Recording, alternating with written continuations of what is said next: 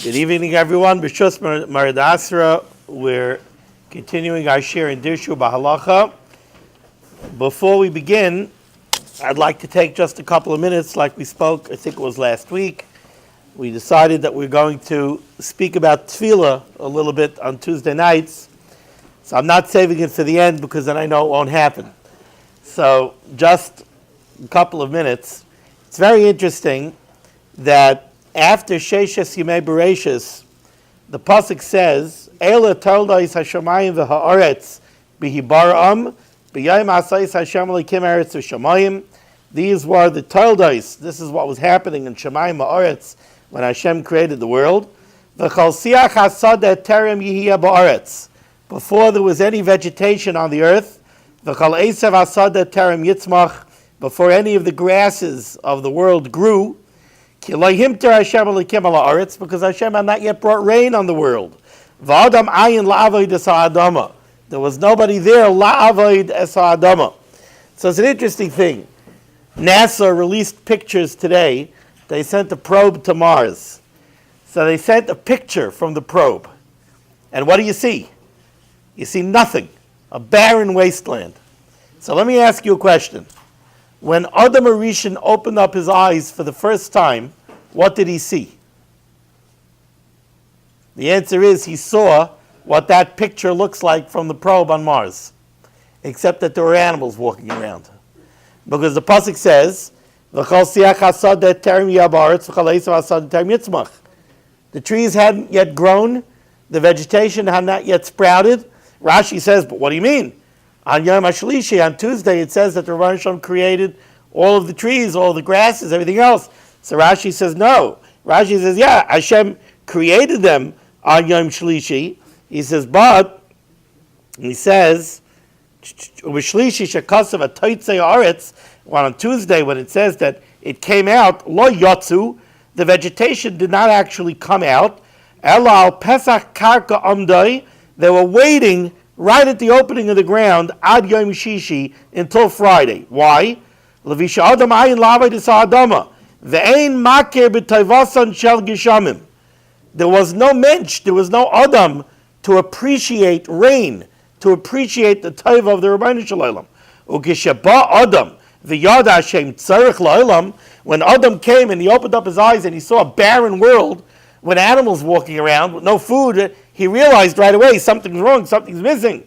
So what did he do? Hispalel aleihem. He davened v'yerdu, and then the Geshamim came down. So you imagine, Adam HaRishon opened up his eyes, he saw a barren wasteland, he realized something's wrong. He was mispaled to the Rebbeinu Shalom, and boom! All of the trees, everything shot out of the ground. And a minute later, you had a finished world with old trees, with new trees, with everything. Must have been some sight to see. Why did the Rebbeinu Shalom do this? I think that one thing that you see from here is that the Rebbeinu Shalom created the world. From the first minute of the world, the Rebbeinu Shalom created the world with a need for tefillah. The Rebbeinu Shalom wanted tefillah from the first second. He wanted tefillah. Why? And I think the answer to that is also simple. The Rebbeinu Shalom created a world, and he created us, and he put us into a world. He wants us to have a relationship with him. It's not supposed to be that we're divorced from the Rebbeinu Shalom chas v'chalila, that we go through life and we think about the Torah every now and then when we come to a shiur. Just that the Rebbeinu Shalom wants each and every one of us to have a personal relationship with him. Whatever it is, just like Adam HaRishon opened up his eyes and he realized something was missing and he was mispal, every time we have a feeling that something is missing, we're missing something in our lives, there's something that we're struggling with, there's something that we need, our reaction is supposed to be right away to be mispal to the Rebbeinu Shalom. That has to be our reaction right away. To turn right away, like we said last time, to our Klei Zion, we have to turn right away to tefillah and have a relationship with the Rebbeinu Shalom. I always loved, in Ruchama Shane's famous book, All for the Boss, where she writes about her father, Rabbi Yaakov Yosef Herman, Zechat Tzadik Levracha, how she always talks about her father, how he spoke about the Rebbeinu Shalom. I'll go talk to the boss. Anytime there was a problem, he said, I don't know, I need something. I'll talk to the boss. And then he went. He was mispal. He was mispal, and the Rebbeinu Shalom helps. But the Rebbeinu Shalom wants tefillah. Okay. So we're holding now on Kuf Pei Aleph Amud Beis. We're holding in. We're at the top of Kuf Pei Aleph Amud Beis in the Haggadah. We did not finish Sif Kat Neches, so we have this Ramah that we have to deal with. Then we're going to go to Sif Tes, which is a very murky sugya. It's a little bit difficult, but let's take care of this Ramah first. So the Ramah here says Haggadah Yichur Shel Ilon, the branch of a tree. Shenifshach me'erev Shabbos mini Ilon. It became separated from the tree on Erev Shabbos. Now, the word nifshach, not sure exactly how to translate it into English, but it does not mean that the branch became completely separated from the tree. The branch is still connected to the tree, but it seems that it's only connected by the bark. The inside of the branch is already broken off of the tree, so this branch is not getting any nourishment from the tree anymore. It's not getting anything from the tree. And this branch has fruit on it. Mutter litlai shaperes. Maybe it comes from in Pasach, Tifsach, Amispach. Amispachas, by a nega. Over there it's with the summer. It's with the summer, but Pasach is with the shin. yeah, but what what would that have to do with here? I'm saying somehow it's extended from the branch somehow. I don't know. But whatever it is, I don't know. I don't know the etymology of the word. I just don't know. Maybe. So mutter litlei shaperes bimenu b'Shabbos. You're allowed to remove these fruits from this branch on Shabbos, because even though there is still a superficial connection to the tree, and even though the fruits are still connected to the branch, they're considered ketlushin. They're considered like they're already separated, because they're not getting any yanika anymore from the tree. They're not drawing anything from the tree, so there's no isser of tailish. Okay, now let's go to Siftes. Tzinor hamekaleach mayim min hagag. You have some sort of a downspout. You have a pipe that comes off of the roof. Now, in the time of the Mishnah, in the time of the Gemara, most of their roofs were flat roofs. So you had a roof, and now you have coming off the side of the roof, you have a downspout, and the water flows off the roof, goes down the drain, and it flows away from the house. But what happened over here is, sha'olu by kashim va'asavim, straw and grass and leaves and chips have built up inside the drain, shesaismim, that block up, uma'akvim kiluchai, and it stops up and slows down the flow from, through this pipe. Umeimav yoitzim, and now the water is backing up out of the pipe, umispashtim bagag, and it's spreading out over the roof, the dolfim labayas, and now it's leaking into the house. So basically, your downspout is blocked up, water is backing up onto the roof, building up on the roof, leaking into the house. So you have a situation over here of hefsid meruba. Says the Mechaber, what can you do? Mema'achon beragloi, you can press the stoppage down with your foot. So what you're doing is, you have a blockage of grass, of straw, and it's blocking the opening of the pipe. You're not clearing the blockage. You're compressing the blockage with your foot to make room for water to flow. You can do this bitsina. You could do this discreetly, without anybody seeing. Why is it mutter? Tekevan de misakin al yedei shinuhu. Since you're doing tikkun, you're fixing this, but you're doing it with a shinui. She'eino yoise ela baraglov, because you're doing it with your foot. B'makim pseida like gazer rabbanon. Since we're dealing with a pseida, hefsid meruba, we're going to allow you to do this. The chachamim will not geyser. This is an issa d'rabbanan, and you're allowed to do it. Now, before we go down into the Mishnah Berurah, let's just analyze this for a second. If the Mechaber is telling us that there's a way to do something that's mutter, so the first thing we have to know is, what's the potential isser? What isser are we dealing with? So this is a Gemara in Ksubas. And the Gemara in Ksubas, this is almost taken word for word from the Gemara in Ksubas. And the Gemara says, memachon bitzina, you could compress it, memachon beragloi bitzina, you could compress it with your foot discreetly, ve'enai choshish. And you don't have to worry that you're being over anything. My timer, why? The misakin klachayad. Because you're doing tikkun and you're doing a klachayad. It seems from the Gemara that what we're dealing with over here is makabah patish. We're dealing with tikkun moneh. We're doing a repair. You're not allowed to repair things on Shabbos. Okay, tikkun moneh, makabah patish can be a daraisa. Now, so we've identified the potential isser. Why is it mutter? So a simple reading of the Gemara and a simple reading of the Mechaber leads you to believe that the reason this is mutter is because even though it's potentially tikkun, since you're doing it baragloi, you're doing it with a shinoi, and it's hefsid merubah, we're being matir. What does that mean? That means that we're being matir a daraisa al yidei shinoi b'mokim hefsid merubah. That's a single derabanan, right? It's a daraisa. It's tikkun moneh, which is a daraisa. You're doing a klachayad, that makes it a rabbanon. Hefsid merubah, we're being matir. Problem is that we don't usually find that. For instance, we had in Shalom and Hey, are you allowed to tell a goy when there's a fire, kabeh, go put the fire out? No, you're not. Why? It's the rabbanon, right? We're not matir it. A chayla she'ein by sakana. According to most cheetahs, chayla she'ein by sakana, a sick person who's not in danger, we're not matir for a Yisrael to go do a daraisa klachayad.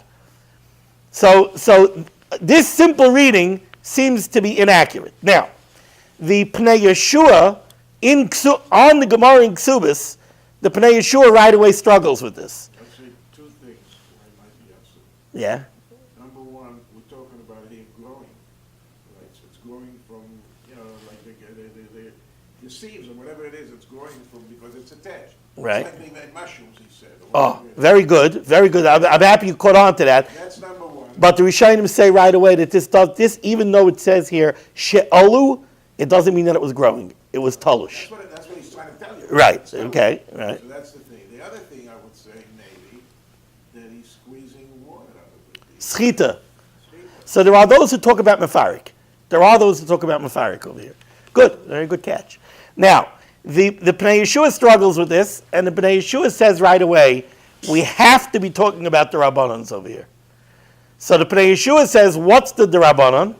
The Derabanan is, what isser are you telling me? You're telling me tikud? What are you fixing? The pipe's not broken. If there's a keli here, the keli is the pipe. The pipe's not broken. The pipe is stopped up. Therefore, says the Pnei Yeshua, there's no kshash of a daraisa here. There's only a Derabanan. What's the Rabbanan? The Derabanan is nireh kemisaking. It's a mechzei ketikun. Oh, so since even clearing out the stoppage with your hand would only be a Derabanan of mechzei kemisaking, so if you do a klachayad, we're going to be matir it. That's what he says with Siman. Oh, now, it's very interesting, but there's one fly in the ointment that I don't. I mean, Pnei Yeshua is from the Gedolei Achrayim, from the early Achrayim. There's a fly in the ointment that he doesn't deal with, and I don't see too many other people dealing with either. And that is, if the Gemara would say that, okay, your pipe got stopped up, you could go ahead and you could unclog it with your hand, klachayad. So then I would say, okay, because unclearing it is a derabanan, and doing a klachayad is two derabanans, hefsid merubah, it's mutter. But that's not what the Gemara says. The Gemara says you can't clear the blockage.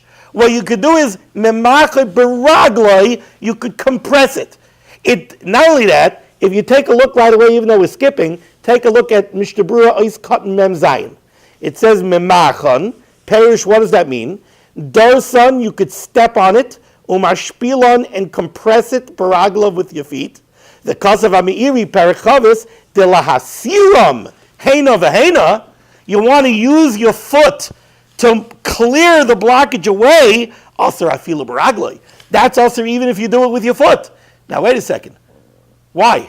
Why do I have to have this double if the whole thing over here is that there's no tikkun, it's only nirikim misakin, so as long as I'm doing a klachayat, I should be able to do whatever I want. Why can't I clear the blockage? So that's my kasha on the Pnei Yeshua.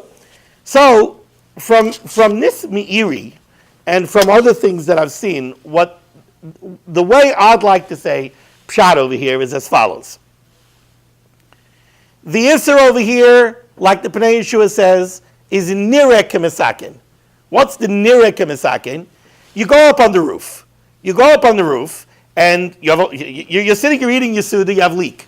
You go up with your friends up onto the roof, you see a marble on the roof. Oy vey, the pipe is clogged, right? So what do? You walk over to the pipe, and you just give a catch over there with your foot, and the water flows down. Is anybody going to say you fixed it? You didn't fix it. Everybody knows you didn't fix it. Everybody knows that what you have to do is you have to get in there and you have to clear it out. Otherwise you didn't fix it, right? So therefore, since the whole Isser over here is nireh k'mesaken, right? It is nireh k'mesaken because the bottom line is before you had a leak in the house, now you don't have a leak in the house. Before you had a marble on the roof, now you don't have a marble on the roof. So it's nireh k'mesaken. Even compressing it with your foot is nireh k'mesaken. But since you're doing it with your foot, you're doing it klachayad, it's mutter b'makom hefsed meruba b'tzina, right? To go ahead and actually clear it out, there maybe you have a problem of misakin. To go ahead and actually clear it out, to do a big malacha of going and digging it out and clearing it out, maybe that's misakin. Now, the reason this is very negeya, this becomes very negeya to a very practical shaila. What's the practical shaila? Stuffed sink in a stuffed toilet. Right? Are you allowed to plunge your toilet on Shabbos? So again, this is the Paiskim talk about it. The Paiskim, you could find Paiskim from one end to the other end. You have Paiskim that are mater it, you have Paiskim that are aser it, you have Paiskim in the middle. Even Rav Moshe, I hesitate to quote Rav Moshe because there's Rav Moshe in a tshuva. Rav Moshe in the tshuva seems to say that if this is common, if it commonly backs up, then Rav Moshe seems to say, not a big deal. Take the plunger and plunge it. And I think, again, what the Rishiva Zatzal is looking at is, he's saying, he's struggling. In order to answer this, it has to be a real tikkun. Now, if the toilet gets stuffed all the time, if the toilet gets stuffed once a week, and you always keep a plunger over there, and you take the plunger, go boom, boom, and it's unblocked, is that tikkun? Is that really tikkun? It's hard to call it tikkun. Nobody comes out of the bathroom and says, don't use the bathroom, the toilet's broken.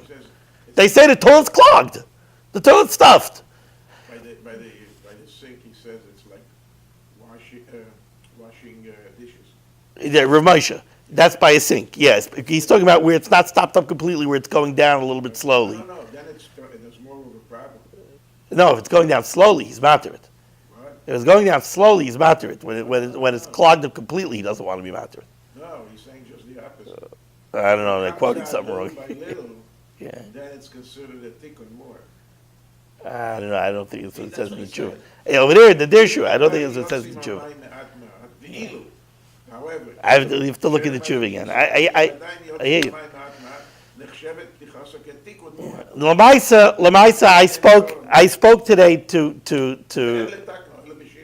I spoke to Rabbi Goldman. I asked Rabbi Goldman how he would paskin. So he told me his rule of thumb is, he tells people, if it's a blockage that you could clear with one shot, and you could clear it. how do you know? So he says, you want to take the plunger, you want to give it a shot, you can take it and give it a shot. If it doesn't clear, don't do it. Now, there's a big caveat here. Depends how many bathrooms you have. If it's the only bathroom in the house, then even if it's only one d'Rabbanan, we're saying now that this whole thing is a d'Rabbanan. Either like the Pnei Yeshua, it's a d'Rabbanan because you're not fixing the toilet, right? That's what the Pnei Yeshua said. You're not fixing the pipe. So you're not fixing the toilet. So the Pnei Yeshua says it's a d'Rabbanan. Or it could be it's a d'Rabbanan because it's not a real tikkun. It's not a real tikkun. You're not fixing anything. So as long as it's a d'Rabbanan, if you only have one bathroom in the house, then it's covered abrius. Covered abrius, we're matir d'Rabbanans with covered abrius. Even if you have 3 bathrooms in your house, let's say you have guests, and the guests are using the guest bedroom in the basement with a bathroom. It's not covered abrius for the guests that they should have to now come upstairs and use the other bathroom. So I would say in a makom covered abrius, you could go ahead and you could use the plunger and you could unstop it. Zicha to do it klachayad, you could zicha do it. But how you use a plunger klachayad, I don't know. I can't see using a plunger klachayad. I mean, if somehow you're a righty and you could do it with one hand with your left hand and you want to call it klachayad, maybe. I was struggling. I was trying to think, could you call it klachayad? Could you call it klachayad if you hold it with something else? I don't know. I'm struggling with imagining klachayad on this. But this is where this is very, very negeya lamaisa. Okay. So now let's take a look at the Mishnah Berurah. Mishnah Berurah, Eis Katan Mem Vav. Doing a plunger is not maseh umah. Rav Moshe says it's not. So here, I told you I didn't want to quote Rav Moshe because Rav Moshe in the tshuva makes it sound, only if it's not so much of a blockage.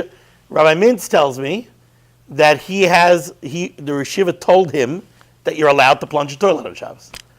Without any caveats and without any ifs and ands and buts. Rabbi Mintz told me, Rabbi Moshe told him you're allowed to plunge a toilet on Shabbos.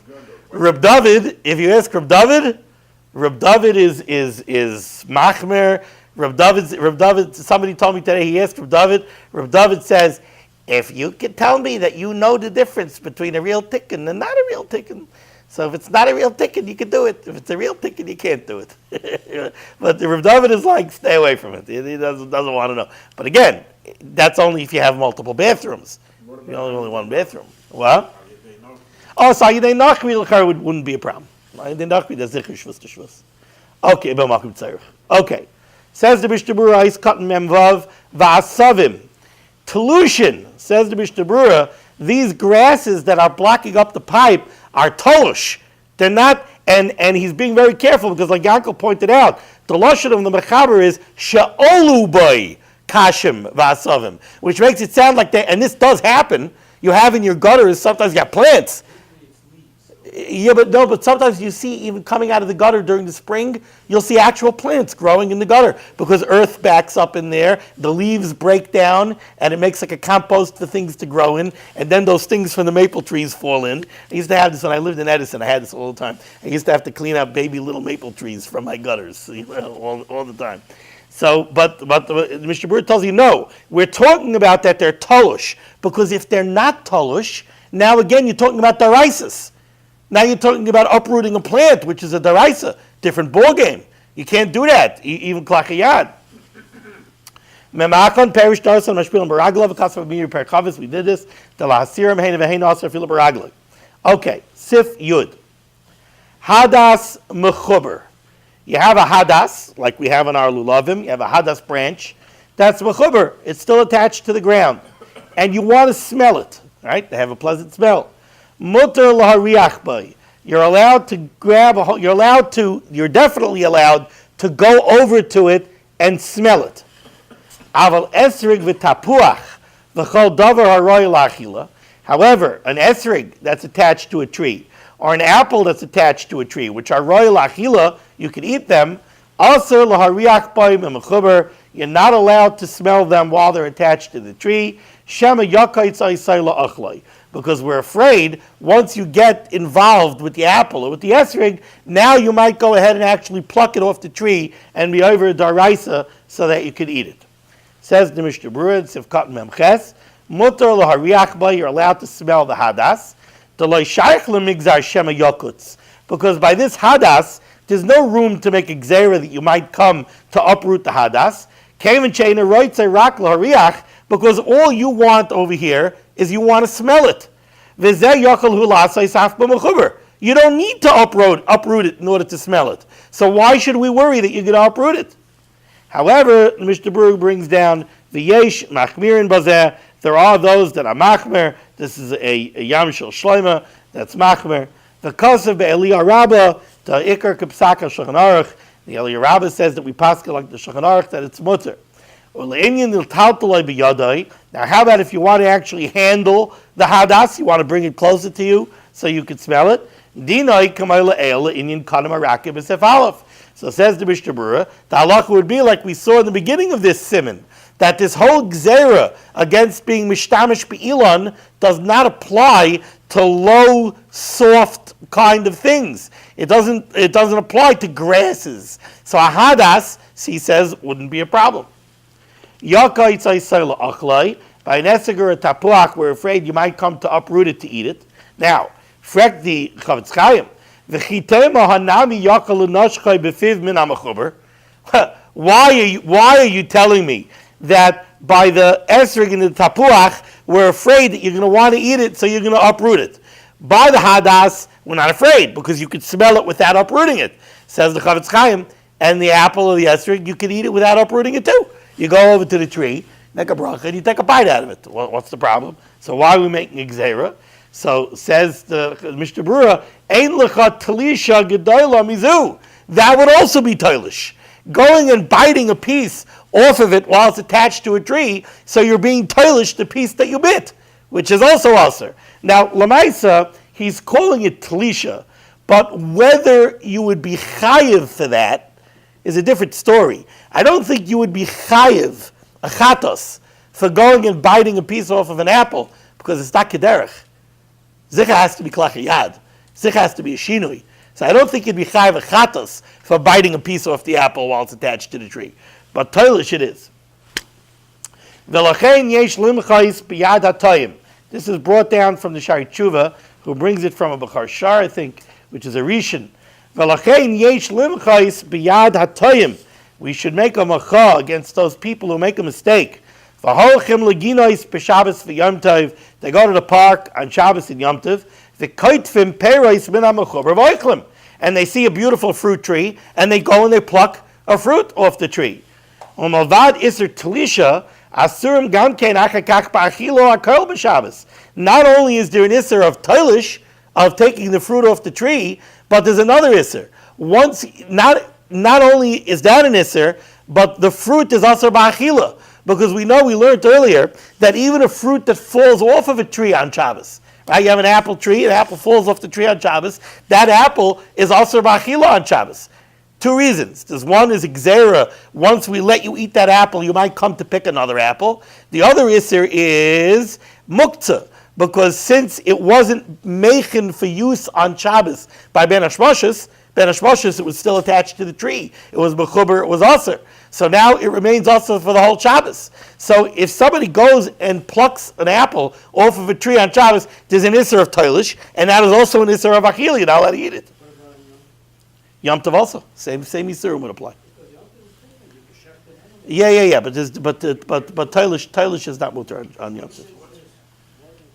What's toilish? It's you have to uproot it, the whole thing. Or it's a toil of kaitzer. It's oiker darva migidulai.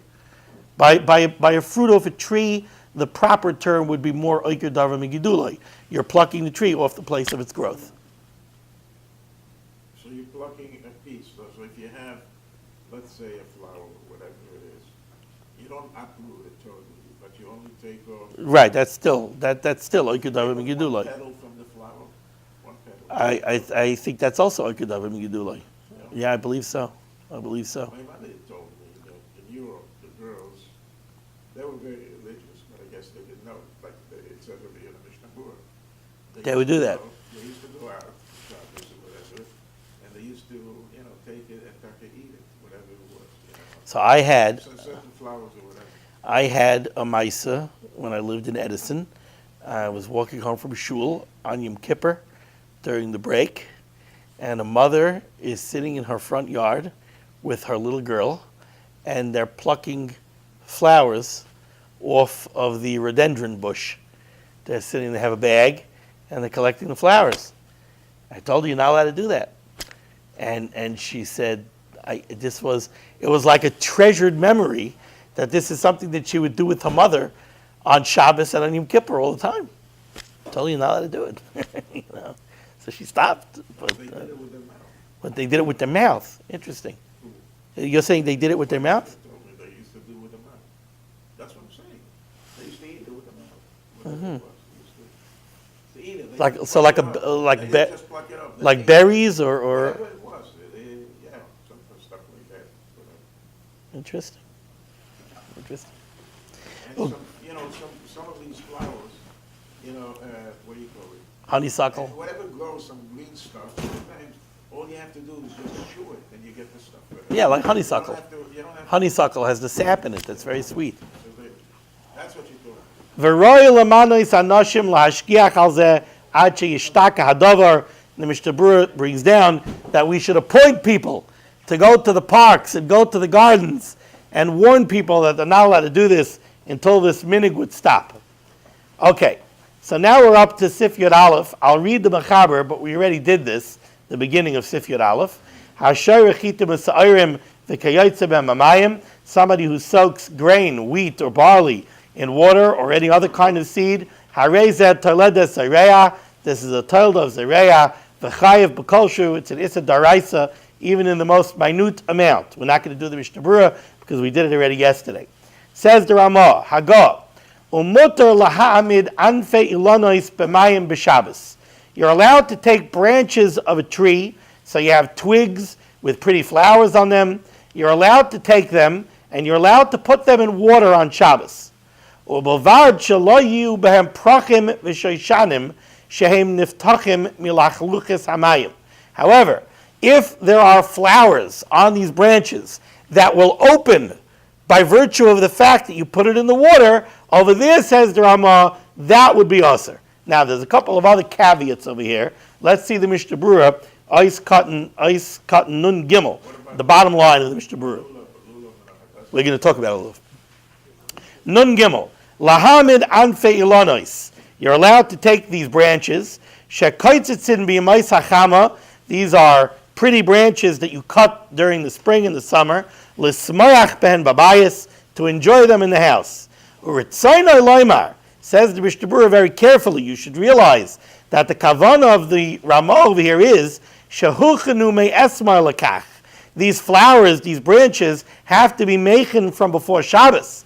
Aval staman fe'ilon heavy muktzah. You can't go out into the backyard on Shabbos and see beautiful branches, pick them up and bring them into the house. They're muktzah. That's eitzim vavonim.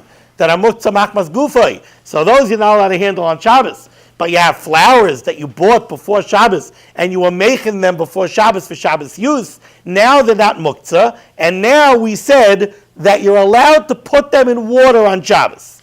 Says the Mishnah Berurah in Ice Cotton Nun Daled. We're on Kuf Pei Beis Amud Aleph. Mishnah Berurah, second line, Ice Cotton Nun Daled.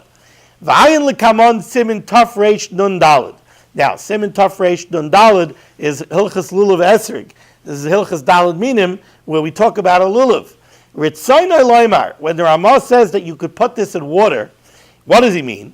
The sham mavur, over there in taf reish nun daled, we explain, de'enoi mutter b'Shabbos kiyam lahachzer b'mayim sha'amdu by mikfar be'erev Shabbos. When are you allowed to take flowers and put them in water? When are you allowed to take a lulav and put it in water? If it was in water already, Erev Shabbos, now on Shabbos you took it out of the water, now you're allowed to put the flowers back in the water. You're not allowed to add water to the water on Shabbos. And you're not allowed to pour out the water and change the water. This is the Ge'el HaMaisa.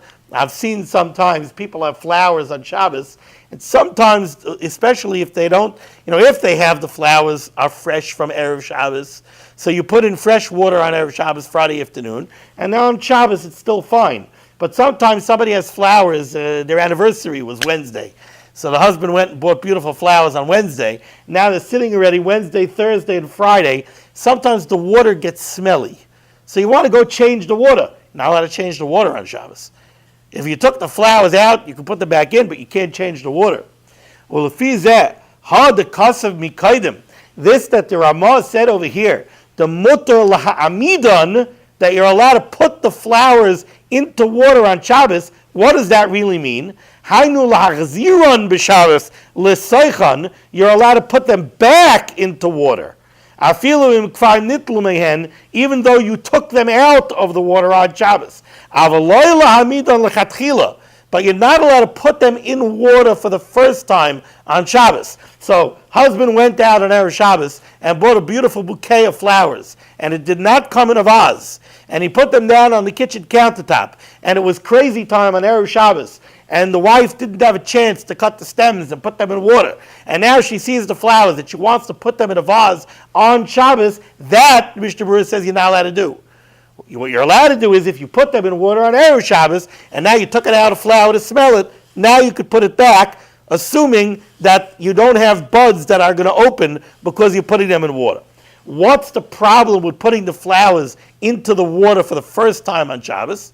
So apparently the problem with that is Xera. Over there's Xera Otu Zriya. It looks like Zereah, looks like you're planting. So to do it for the first time on Shabbos, we don't allow. But if it was in water already, so now it doesn't look like Zereah. It was already in the water. You took it out for a minute, you put it back. That doesn't look like Zereah. Put it in the first time, it looked like Zereah. He says over here, Yeah. that there's a difference between, new water and old water. He says the new water has potential to Rejuvenate? revive the flower a little bit somehow. Who does he bring that down from? Either may, what? Do you know who does he say it from? But older ones is, they don't do anything anymore. Who does he say this from? What? Let me see. Which footnote is it? Oh, I don't have. I didn't bring mine. All right, I didn't see that. Interesting. It's right over here. See, what I saw is that the problem. What I saw is that the problem with changing the water is that it's tirchi yisera on Shabbos. Here, the Mishnah Berurah says, the problem with adding water or changing water is tirchi yisera. All right. If flowers are going to open because of the water, also everybody would agree it's also even to put it back in the water. Okay, we'll go a little bit further, so we'll catch up some lost ground. Sif Cotton Yud Beis. The Mechaber says, Te'enim sheyavshu bi'ibehen, figs that dried up while they were attached to the tree. V'chein ilon sheyavshu peroisav bai, or a tree where the fruits on the tree dried up. Now that seems to be a direct repetition. It says figs that dried up while on the tree, or a tree where the fruits dried up. The Mishnah Berurah is going to correct this. The Mishnah Berurah is going to say that there's a tayis atfus. Hatoilish mehem b'Shabbos chayiv. If you take these fruits off the tree on Shabbos, you're chayiv. Afal pi shem ka'akurim le'inyin tuma. Even though, from the perspective of Hilchas Tumah and Tahara, these fruits are considered as if they're already nekar from the tree, as if they're already removed from the tree, still you're not allowed to remove them from the tree on Shabbos. Let's take a look at the Mishnah Berurah and see what's going on here. So the Mishnah Berurah says, a nice cotton nun hey, bi'ibehen, perush, what does this mean? Bechiburan be'anaf, while they're attached to the branch. The word ibehen, I think, means is a reference to the point of connection between the fruit and the tree, like what we would call the ukitz of the esrog. That's where it grows from the tree. So when the Mechaber says te'enim sheyavshu bi'ibehen, it means that the fruit, the fig, dried up while it's still connected to the tree. Nun vav, the Mishnah Berurah says v'chein ilon, says the Chavetz Chaim, shir haloshen kenhu. This is what it's supposed to say here. V'chein, similarly, hu adin kol ilon sheyavshu, any tree where the fruits dried up. Valav dafke te'ena. We're not referring only to a fig. Of nishmas adam kasav, the Chayodam and the Nishmas Adam says, Shetah Seiferhu. There's a tayas over here in the Mechaber. V'tzarech loymar, what it's supposed to say is as follows. V'chein ilon sheyavash. If you have a tree that dried up, uboy peros, and there's fruit on the tree, ulefizeh, according to this lashon, meikarash me'inan da ilon lach v'raka peros des yavshu. If you learn the Mechaber the way the Nishmas Adam is learning it, then what the Mechaber is saying is like this. If you have a tree where the fruit dried up while it's still attached to the tree, so that's where the elon is lach, the tree is still alive, the tree is still moist, V'raka peros tisyavshu. The fruits dried up. Then v'achakach hashmi'inan. Then the Mechaber says v'chein ilan sheyavshu. Not v'chein ilan sheyavash. Right? The tree dried up. Even if the tree dried up, still the fruit is seen as if it's still attached to the tree. So according to the Nishmas Adam, the Mechaber is telling you either way, you're still chayav for toilish. Whether the fruit dried up, but the tree is still alive, or the tree died and the fruit is still connected. Either way, if you take that fruit off the tree, you're still over on toilish. Nun zayin chayiv, you're chayiv, this would be toilish. Kasav amagan avram, the ba'asavim yeveshim, if you have grass that's dry, dead grasses, moidu the conclusion dummy, those are considered as if they're already toilish. Va'atoilish behem potter, and over there would only be an issa derabanan. Potter means potter avaloser. Your potter, you don't have to bring a chatas, but it's still an issa derabanan. Before we said it's a branch, it's not a problem. Now we're talking about the paris of it. It is a problem. No. Now we're talking about grass. No, but we jumped in paris No. now. Of the einen sheyavshi, Where are you? the beginning. No, we said according to the Nishmas Adam, we're saying both ways. Whether the tree is dead and the fruit is live, or the fruit is dead and the tree is live, either way it's toilish. The Mechaber says the einen sheyavshi, Right, so the Nishmas Adam is fixing the girsa. The Nishmas Adam is changing the girsa. The Nishmas Adam is saying the way you have to learn the Mechaber is te'enim sheyavshu be'ibeyen. Right, so over there the fruit dried, but the tree is still alive. V'chein ilan sheyavshu, or if the tree dried up and the fruit is alive. Either way, that's toilish. That's toilish daraisa, either way. Now the Mishnah Berurah is saying over here that the ba'asavim yeveshim, if we're not talking about a tree and we're not talking about fruit, we're talking about grass. If we're talking about grass, over there, moidu the conclusion dummy, that's considered already dead. That's already considered toilish. If you uproot dead grass from the ground, you're not over on toilish. But it is an issa d'Rabbanan. Aval issa d'Rabbanan yesh afilu ba'asavim, because it's gzera. We don't want you to rip up dead grass. You might come to rip up live grass. Says the Mishnah Berurah, v'lepa'amim, and sometimes yesh gam kein chiyav chatos bazeh, that would even be also daraisa sometimes. When? Kamosha b'yarti b'bir halacha, like the Mishnah Berurah says in the bir halacha, B'tzalim shedarkan lehishtarish ba'aliyah sheyesh b'afar v'nishtarish sham v'gam roitza b'hashrashasan. You know what? The truth is, I'm sorry. This is a period. Let's go back. Sometimes there's an issa daraisa in uprooting dead grass, like it says in the bir halacha. I don't know if you'll find it, but there's a long bir halacha over here on Sif Yud Beis Dibra Maschel Chayiv, almost in the middle, almost directly in the middle of that bir halacha, a little bit lower than halfway down. It says in here in the bir halacha that if you have a backyard and you have dead grass in the backyard and you want to rip it out, because by ripping out that dead grass, you're improving the yard, because now you're softening up that area of ground and you're allowing new grass to take root, says the Chavetz Chaim, that would be an issa daraisa, not of toilish. It would be an issa daraisa of chayrish. You're improving the ground for growth. So that would be an issa daraisa of chayrish. So that's why the Mishnah Berurah said over here that sometimes there could be an issa daraisa in uprooting grass, not only an issa d'Rabbanan. We'll stop over here and we'll continue tomorrow.